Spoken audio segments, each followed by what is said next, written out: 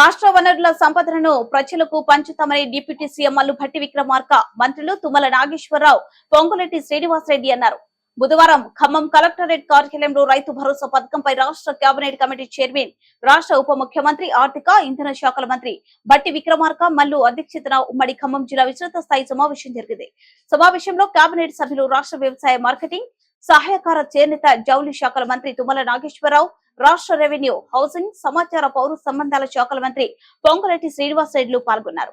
ఇట్టి సమావేశంలో రైతులు, శాస్త్రవేత్తలు, డాక్టర్లు, లాయర్లు, జర్నలిస్టులు, వివిధ వర్గాల వారు హాజరై రైతు భరోసా అమలుకు అభిప్రాయాలు, సూచనలు చేశారు. సమావేశానికి హాజరైన ఉప ముఖ్యమంత్రి భట్టి విక్రమార్క మాట్లాడుతూ రాష్ట్ర వనరులు సంపదను ప్రజలకే పంచుతామన్నారు. వ్యవసాయ రంగాన్ని కాపాడుకుందామని అన్నారు. రాష్ట్ర ఆర్థిక పరిస్థితి, ప్రజల జీవనాభివృద్ధి దోహదపడుతున్న రైతులకు పెట్టుబడి సహాయం కింద రైతులు భరోసా ఇస్తామని ఎన్నికల్లో హామీ ఇచ్చామన్నారు. ఇచ్చిన హామీని అమలు చేయడం కోసం ఇందిరమ్మ రాజ్యంలో ఏర్పడిన ప్రజా ప్రభుత్వం దృఢ సంకల్పంతో ఉందన్నారు. గత ప్రభుత్వం విడుదల చేయకుండా పెండింగ్ లో పెట్టిన రైతు బంధు నిధులను సమయానుకూలంగా ప్రజా ప్రభుత్వం విడుదల చేసిందన్నారు. ప్రజా సంక్షేమ కార్యక్రమాలతో పాటు అభివృద్ధి కార్యక్రమాలు రెండింటిలో రెండు కళ్ళలా తీసుకొని ముందుకు పోతున్నటువంటి విషయం కూడా మీ అందరికీ తెలిసింది. అయితే ఈ ప్రభుత్వం ఏర్పడే ముందు కాంగ్రెస్ పార్టీ ఆధ్వర్యంలో ఆనాడు రాష్ట్ర కాంగ్రెస్ కమిటీ అధ్యక్షుడిగా ఉన్నటువంటి రేవంత్ రెడ్డి గారు ఈనాడు ముఖ్యమంత్రిగా బాధ్యతలు చేపట్టి ఆనాటి ఎన్నికల కంటే ముందు రాష్ట్ర ప్రజలందరికీ కూడా కాంగ్రెస్ పార్టీ తరఫున మేము కొన్ని గ్యారెంటీలు, కొన్ని హామీలు కూడా ఇచ్చాం. ప్రజాప్రభుత్వాన్ని ఏర్పాటు చేసుకున్నాం. రాష్ట్ర వనరులని, సంపదని రాష్ట్ర ప్రజలకే పంచుతాం. అలా పంచే కార్యక్రమంలో భాగంగా రాష్ట్రంలో ప్రధానంగా పెద్ద ఎత్తున ఆధారపడి ఉన్నటువంటి వ్యవసాయ రంగాన్ని కాపాడుకుందాం. అట్లాగే వ్యవసాయ రంగాన్ని వారి వృత్తిగా తీసుకొని ఈ ఆర్థిక పరిస్థితికి, ప్రజల యొక్క జీవన భృతికి పెద్ద ఎత్తున ఉపయోగపడుతున్నటువంటి రైతాంగ సోదరులకి పంట పండించడానికి, పెట్టుబడి భరోసా కల్పించడానికి రైతు భరోసా కూడా ఇస్తామని చాలా స్పష్టంగా చెప్పాం. ఆ రైతు భరోసా ఇచ్చినటువంటి హామీ మేరకు అమలు చేయాలన్నటువంటి దృఢ సంకల్పంతో ఈరోజు రాష్ట్ర ప్రభుత్వం చాలా స్పష్టంగా ఉంది. ఇప్పటికే ప్రభుత్వం ఏర్పడిన తర్వాత రైతు బంధు పేరు మీద మేము నిధులు విడుదల చేసి, అందరికీ ఒకటేసారి నిధులు విడుదల చేసి రైతాంగ సోదరులకి వారి అవసరం నిమిత్తం సమయానుకూలంగా రిలీజ్ చేసిన విషయం కూడా మీ అందరూ తెలిసిందే. అయితే రైతు భరోసా అమలు చేయడం కోసం ఈ రాష్ట్ర ప్రభుత్వం ఏర్పడిన తర్వాత మొట్టమొదటిసారిగా రేపు, అంటే ఈ నెలలోనే రాష్ట్ర ప్రభుత్వ బడ్జెట్ కూడా ప్రవేశపెడతా ఉన్నాం. అంటే మనం గతంలో ప్రవేశపెట్టింది ఫుల్ ఫ్లెడ్జెడ్ బడ్జెట్ కాదు, ఓవరాల్ అకౌంట్ బడ్జెట్ మాత్రమే ప్రవేశపెట్టాం. ఇప్పుడు కేంద్ర ప్రభుత్వం బడ్జెట్ ప్రవేశపెట్టిన తర్వాత ఆ బడ్జెట్ లో రాష్ట్ర ప్రభుత్వానికి వస్తున్నటువంటి వాటాని, అక్కడి నుంచి వస్తున్నటువంటి సెంట్రల్ స్పాన్సర్ స్కీమ్స్ ని, వాటన్నిటిని చూసిన తర్వాత రాష్ట్ర ప్రభుత్వం తరఫున ఫైనల్ గా ఒక బడ్జెట్ ని, మొట్టమొదటిసారి పూర్తి స్థాయి బడ్జెట్ ని ప్రవేశపెట్టబోతా ఉన్నాం. ఈ ప్రవేశపెట్టే ముందే మనం ఆనాడు ఇచ్చినటువంటి రైతు భరోసా కార్యక్రమానికి రాష్ట్ర వ్యాప్తంగా ఉన్నటువంటి రైతాంగ సోదరులు వివిధ రంగాలకు సంబంధించినటువంటి స్టేక్ హోల్డర్స్ అందరితో కూడా మాట్లాడి ఈ రైతు భరోసా కార్యక్రమానికి విధి విధానాలు రూపకల్పన చేయాలన్నటువంటి ఆలోచనతోనే రాష్ట్ర ప్రభుత్వం ఒక కేబినెట్ సబ్ కమిటీని కూడా నియమించింది.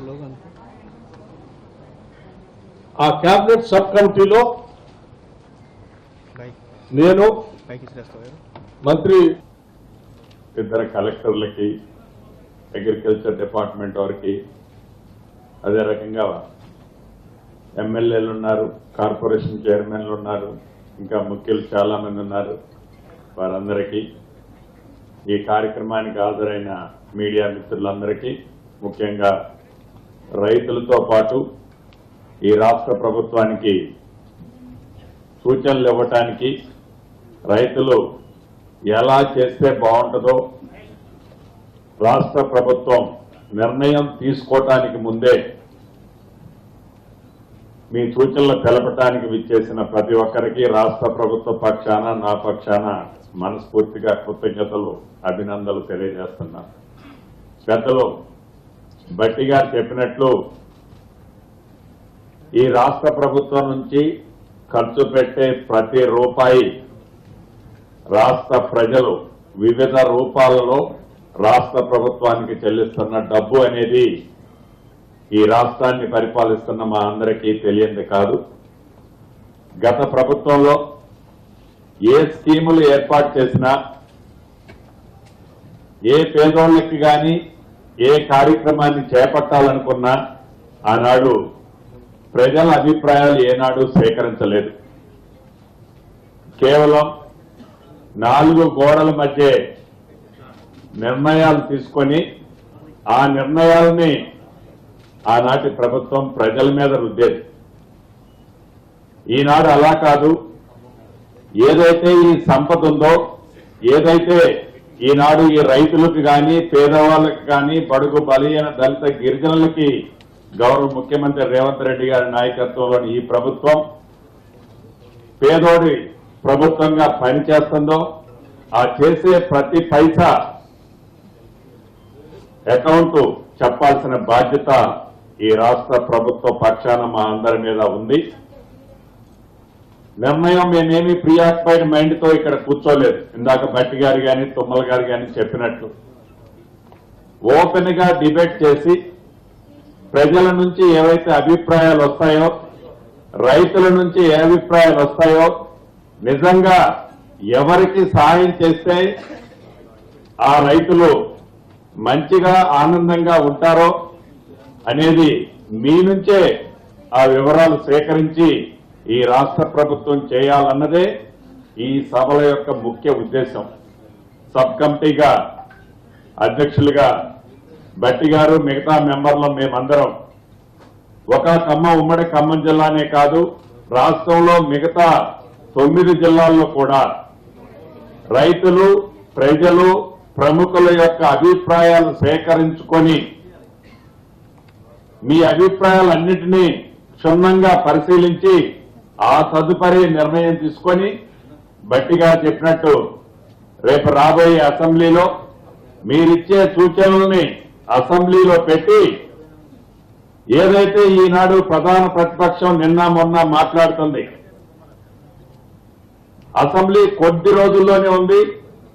ఇప్పుడు వీళ్ళు సమావేశాలు పెట్టి ఈ అసెంబ్లీలో చర్చించాలని కానీ, రైతుల్ని ఆదుకోవాలని కానీ ఈ రాష్ట్రానికి, రాష్ట్ర ప్రభుత్వానికి చిత్తశుద్ధి లేదు అని నిన్ననో మన రాష్ట్ర ఉప ముఖ్యమంత్రి భట్టి గారికి, రెవెన్యూ మంత్రి శ్రీనివాస్ రెడ్డి గారికి, ఎంపీ రఘురామరెడ్డి గారికి, ప్రియమైన ఆర్థిక శాఖ కార్యదర్శి పెద్దలు రామకృష్ణరావు గారికి, జిల్లా కలెక్టర్లు ఉజాముల్ గారికి, జితేష్ గారికి, వ్యవసాయ శాఖ అధికారులకి, జిల్లా కేంద్ర సహకార బ్యాంక్ అధ్యక్షులు వెంకటేశ్వరరావు గారికి, warehousing corporation chairman Nageswararao గారికి, ప్రియమైన రైతు సోదరులందరికీ హృదయపూర్వక నమస్కారం. భట్టి గారు చెప్పినట్టుగా ప్రభుత్వం మీ ఆలోచనల ప్రకారంగానే ముందుకెళ్ళాలి, కానీ రైతుకు సహాయం చేయాలి. నిజమైన రైతుకి భరోసా ఉండాలి. అటువంటి సూచనలు రైతు కానిటువంటి పెద్దల దగ్గర నుంచి కూడా రాష్ట్రంలో దీని మీద ఒక అభిప్రాయం సేకరించి గతంలో జరిగినటువంటి పద్ధతుల్లో ఏమి లోపాలు జరిగినాయి, దానివల్ల జరిగినటువంటి ఆర్థిక నష్టం మీ కళ్ళ ముందుంది. అటువంటిది కాకుండా కష్టపడ్డటువంటి రైతుకి, చిన్న సన్నకారు రైతులకి చేయూతనిచ్చేటటువంటి భరోసా, అటువంటి రైతుల్ని ఆదుకోవాలి అనే ఉద్దేశంతో గౌరవ ముఖ్యమంత్రి గారు రేవంత్ రెడ్డి గారు పిసిసి అధ్యక్షుడిగా కాంగ్రెస్ పార్టీ ఈ రాష్ట్ర ప్రజలకు ఇచ్చినటువంటి, రైతులకు ఇచ్చినటువంటి హామీని పురస్కరించుకొని బట్టి గారు చెప్పినట్లుగానే మొన్న ప్రభుత్వంలో రానటువంటి రైతు బంధుని కష్టమైనా సరే 7,500 కోట్లు రామకృష్ణారావు గారు రిలీజ్ చేసి మీ ఖాతాలో వేశారు. మళ్ళీ ఇప్పుడు రుణమాఫీ కూడా చేసి దీని తర్వాత మళ్లీ రైతు భరోసాని చేయాలి అనంటే క్రమ పద్ధతుల్లో న్యాయమైన రైతుకి, పేద రైతుకి ఏ రకంగా సహాయం అందించాలి, అది రైతుల యొక్క మనోభావాలకు తగ్గట్టుగా ఉండాలనే ఉద్దేశంతో కన్వీనర్ గా ఈ యొక్క సబ్ కమిటీ నిర్వహించేటటువంటి బట్టి గారు అన్ని జిల్లాలకు ఒకసారి వెళ్ళొస్తాము, మనవాళ్ళతో కూడా కొంతమందితో మాట్లాడి వాళ్ళ అభిప్రాయం కూడా తీసుకుందాము. మనం ఏకపక్షంగా మనం ఇట్లా చేద్దాం అట్లా చేద్దామని మనం ఏమనుకోవద్దు. ప్రభుత్వం ఓపెన్ మైండ్ తోటి ఉంది కాబట్టి ఈ రాష్ట్ర రైతాంగం యొక్క పరిస్థితులు తెలిసినటువంటి, కష్టాలు తెలిసినటువంటి అందరితో కూడా సంప్రదించి మనం నిర్ణయం తీసుకుంటే బాగుంటుంది. ఈ శాసనసభ లోపలనే అన్ని జిల్లాలు ఒకసారి వెళ్ళొద్దామని చెప్పి బట్టి గారు మొట్టమొదటిసారిగా మన జిల్లాని ఎన్నుకోవటం, వ్యవసాయ మంత్రిగా, ఆర్థిక మంత్రిగా, రెవెన్యూ మంత్రిగా మేము ముగ్గురు ఉన్నాం కాబట్టి ఈ రైతు భరోసా పథకం ఒక రైతుగా నా అభిప్రాయం తెలియజేయడానికి వచ్చింది సార్. ఏంటి రైతు భరోసా పథకం అంటే రైతు పెట్టుబడి సాయం సార్. ఈ పెట్టుబడి సాయం అసలైన సాగు చేసే రైతుకి, చిన్న సన్నకారు రైతుకు మాత్రమే అందాలని ఈ ప్రభుత్వాన్ని ఒక రైతుగా నేను కోరుకుంటున్నాను సార్. గత ప్రభుత్వం చేసినట్టు పెద్ద పెద్ద భూ కవతాలకి, కొండలకి, గుట్టలకి, కమర్షియల్ ల్యాండ్స్ కాకుండా సాగు చేసే చిన్నకారు రైతులకు మాత్రమే ఈ పథకం అందే విధంగా ఈ గవర్నమెంట్ చేయాలని కోరుకుంటున్నాను సార్. అలాగే గౌరవ వ్యవసాయ శాఖ మంత్రి గారికి ఒక రైతుగా చిన్న సూచన సార్. రైతులు భూసార పరీక్ష చేయించి రైతులకు కావాల్సిన ఎరువులు మాత్రం, ఆ భూమికి సరిపడే ఎరువులు మాత్రం ఆ లోకల్ ఏవో గారు సిఫార్సు చేసిన మేరకు ఎరువులు వాడే విధంగా అది చేయాలని కోరుకుంటున్నాం సార్. అది లేకపోవడం వల్ల భూమిలో ఏముంది ఏమి లేదని తెలియక ఇచ్చలవాడి ఫెర్టిలైజర్తో పాటు మైక్రోన్యూట్రియన్స్ లేక ఇచ్చలవాడి ఫెర్టిలైజర్ వాడటం జరుగుతుంది సార్. అది కొంచెం పరిగణలోకి తీసుకోవాలని మంత్రి గారిని కోరటం జరుగుతుంది సార్. Thank you sir. పాత పద్ధతిలో కాకుండా సాగులో లేని భూములకు ఇవ్వకుండా ఎవరైతే సాగు చేస్తున్నారో నిజమైన రైతుని కొంత పెద్దమనం చేసుకొని మీరు రైతులకు సహాయపడవలసిందిగా నేను మీకు 2 చేతులు జోడించి నమస్కరిస్తూ కోరుకుంటున్నాను సార్. నమస్కారము. ఈ రైతు భరోసా అనేది, భరోసా అంటేనే అది పేదవాళ్ళకి సంబంధించిన వర్డ్ అన్న, ఖచ్చితంగా భరోసా సన్నకారు రైతులకే ఇవ్వాలి. సన్నకారు రైతులు అనేది కూడా అంటే మేము దాన్ని మినిమం అంటూ ఏం చెప్పలేం. సన్నకారు రైతులు మధ్య తరగతి కుటుంబం వాళ్ళు, భూస్వాములకి, ఆర్థికంగా ఉన్న వాళ్ళకి, గవర్నమెంట్ ఎంప్లాయీస్ కి వాటన్నిటి కూడా రద్దు చేయాలన్నా తప్పకుండా. అంతే ఈ కట్ చేసిన ఈ అమౌంట్ ను కూడా ఈ ప్రజాధనాన్ని అనేది దుర్వినియోగం చేయకుండా ఈ కౌలు రైతులకు, అంటే మనం కౌలు రైతులకు సహాయం. రైతు భరోసా మీద అభిప్రాయ సేకరణ చేస్తున్నటువంటి రాష్ట్ర మంత్రివర్గానికి తెలంగాణ రైతు సంఘం తరఫున అభినందనలు, ధన్యవాదాలు తెలియజేస్తా ఉన్నా. సార్, ఒకటి కేసీఆర్ గారు పెట్టిన రైతు బంధు కానీ రైతు భరోసాని కొనసాగించడం ఎందుకు? దీనికి ఆల్టర్నేటివ్గా ఏమన్నా మనం ఒక నూతన పథకం తీసుకొస్తే బాగుంటుంది. అసలేమన్నా రాష్ట్ర ప్రభుత్వం ఆల్టర్నేటివ్గా ఒక పథకాన్ని ఆలోచిస్తే ఇప్పటికిప్పుడు కాకపోయినా భవిష్యత్తులోనైనా చేస్తే అసలు ఈ గొడవలు ఉండవు అనేది నా వ్యక్తిగత అభిప్రాయం. మొత్తం అంటే రైతు బంధు, రైతు భరోసాని పూర్తిగా మార్చేసి ఆల్టర్నేటివ్గా అన్ని రకాల పంటలకి బోనస్ ప్రకటిస్తే కష్టపడి పండించిన ఎక్కువ దిగుబడి తెచ్చుకోవడానికి ఎక్కువ డబ్బులు వస్తాయి. నాలాంటి రాజకీయ నాయకుడు అక్కడ పంటేసి రోడ్డు అమ్మడం తక్కువ వస్తే తక్కువే వస్తుంది. అసలు ఈ కౌలు ఈ సమస్య ఉండదు అప్పుడు. అంటే మీరు చెప్పే సూచన ఏంటి? రైతు భరోసా బంద్ చేసి అన్ని పంటలకి బోనస్ కష్టానికి దాకా ఫలితం వస్తుంది అక్కడ నుంచి అప్పుడు ప్రభుత్వ సహాయం. కౌలు రైతులకి అనేటువంటి ఇబ్బంది లేకుండా ప్రాబ్లం సాల్వ్ అవుతుంది సార్. ఇక్కడ ఇంకో సమస్య ఉంది సార్.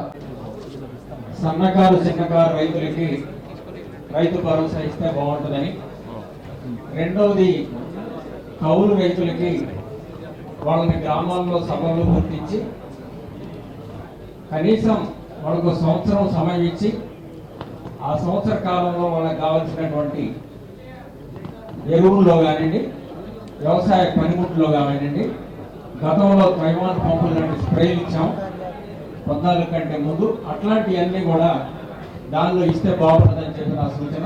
పొరంపాడు మండలం వరంపల్లి బంజారా పెనపాక నియోజకవర్గం. రైతులు అనేవారికి అందరికీ రైతు భరోసా ఇస్తే బాగుంటుంది అనేది నా అభిప్రాయం. ముఖ్యంగా నా చిన్న మనవి ఏంటంటే, వీడియో కాన్ఫరెన్స్ పెట్టడం వల్ల రైతులు ముందంజలో వ్యవసాయానికి సాగులో సిద్ధంగా ఉన్నారు. అది రైతులకి వరం లాగుంది. నియోజకవర్గానికి ఒకటే పెట్టారు, అది మండలానికి ఒకటి పెడితే బాగుంటుంది అనేది నా అభిప్రాయం. Thank you sir. వ్యవసాయం పెద్ద సంక్షోభంలో ఉంది కాబట్టి వ్యవసాయం అంతా కౌలు రైతుల చేతుల్లో పోయింది. వ్యవసాయదారులందరూ రైతు బంధు తీసుకొని ఈ వ్యవసాయం చేయకపోయినా నాకు అవసరం లేదు, నాకు రైతు బంధు వస్తుంది, నేను హాయి కూర్చోవచ్చు అనే క్రాప్ హాలిడే ప్రకటించే పరిస్థితి ఈ రోజు వస్తుంది. కాబట్టి వ్యవసాయం చేసే రైతుకే రైతు బంధు ఇవ్వాలి. రైతు బంధు రైతు బంధు ఇవ్వాలి. ఆయన కౌలు రైతు అయినా పర్వాలేదు, యాజమాన్య అయినా, సొంత భూమి ఉన్నవాడైనా పర్వాలేదు, కానీ వ్యవసాయం చేసే భూమిలో వ్యవసాయం ఎవరైతే కష్టపడి చేస్తారో వాళ్ళకే రావాలి, రైతు బంధు వాళ్ళకే రావాలి తప్ప ఆయన కౌలుకి ఇచ్చుకుంటే కౌలుకి ఇచ్చుకుంటాడు. కౌలుకి ఇచ్చేటప్పుడు నాకు ఈ పథకాలన్నీ వాళ్ళకే పోతాయి అనుకుంటే ఆ రైతే చేసుకుంటాడు. రైతు చేసుకున్నప్పుడు ఆ పంట ఎక్కువ దిగుబడి వచ్చేటట్టు చేస్తారు. అందులో ఎక్కువ మంది రైతులు కూడా ముందుకు వస్తారు. ప్రతి వాళ్ళు కౌలు రైతు బంధు తీసుకోవటం, కౌలు తీసుకోవటం, వ్యవసాయాన్ని పెద్ద నిర్వీర్యం చేసే పరిస్థితి వచ్చింది. మా గ్రామంలో ఎన్ని ఎకరాలు భూమి బీడు భూములుగా ఉన్నాయి సార్. ఎందుకంటే రైతు బంధు తీసుకోవటం, అది